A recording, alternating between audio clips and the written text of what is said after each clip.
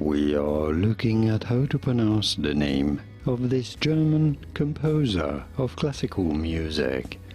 How is it said in English first, and then we'll see how it is normally pronounced in its original language, German. In English, well, it is not said the same way in British English and in American English. In British English, this is normally pronounced as Beethoven, Beethoven. In American English, however, it is usually said as Beethoven, Beethoven. Now, in German, this is pronounced as Beethoven, Beethoven, well, with a V that has almost an F sound.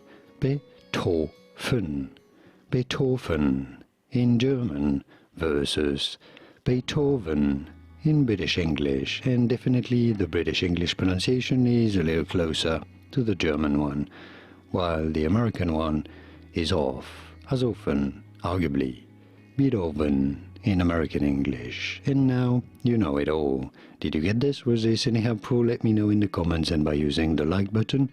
More videos on how to pronounce more interesting names from music. I'll see you there to learn more. Thanks for watching.